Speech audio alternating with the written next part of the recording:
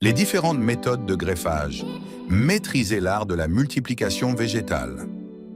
Introduction. Bienvenue les passionnés du jardinage. Aujourd'hui, nous allons plonger dans l'un des outils les plus puissants de l'horticulture, la greffe. Que vous soyez un jardinier amateur ou un horticulteur en herbe, la greffe permet de combiner les atouts de deux plantes pour en créer une meilleure. Racines plus solides, meilleurs fruits, résistance aux maladies, tout y est. Mais saviez-vous qu'il existe plusieurs types de greffes, chacune avec ses avantages et ses usages spécifiques?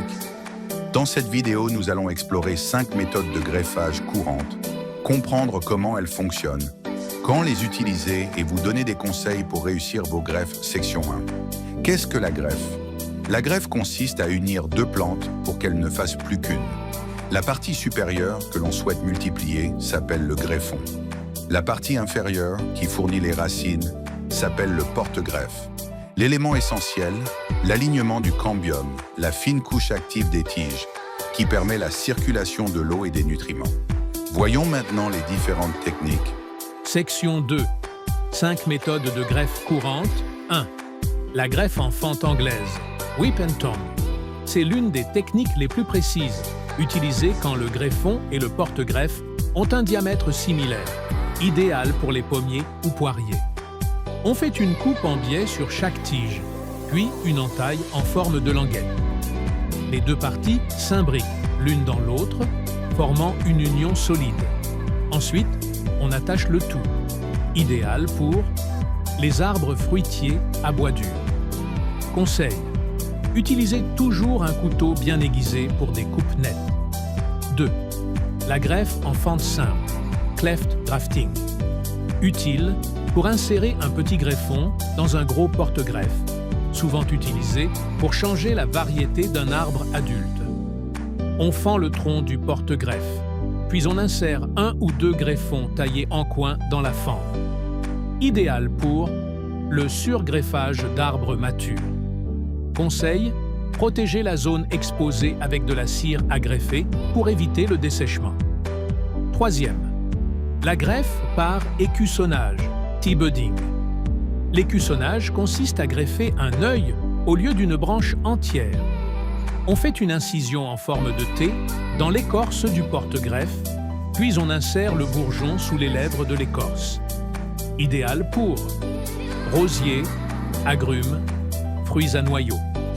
Conseil: pratiquez-la à la fin de l'été, quand l'écorce se décolle facilement. 4.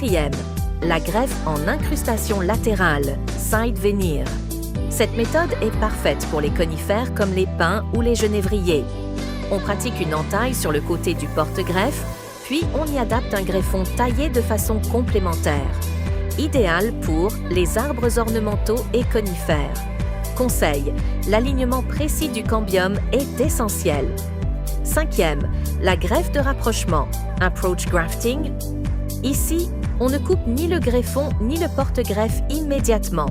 On fait des entailles sur deux plantes encore enracinées, on les attache ensemble et on attend qu'elles fusionnent avant de séparer les parties inutiles.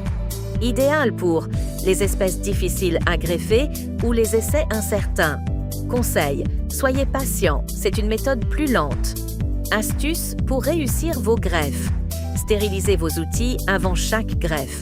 Utilisez des couteaux très tranchants pour éviter d'écraser les tissus. Alignez soigneusement le cambium. Maintenez la greffe humide et bien fixée. Étiquetez vos greffes pour suivre leur évolution.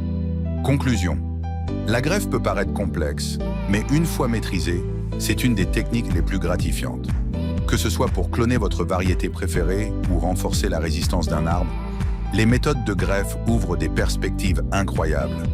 Laquelle avez-vous envie d'essayer? Dites-le nous en commentaire. Et si cette vidéo vous a plu, n'oubliez pas de liker, de vous abonner et d'activer la cloche pour ne rien manquer de nos astuces jardinage. Souhaitez-vous que je vous prépare un document PDF? À vos greffes et à bientôt.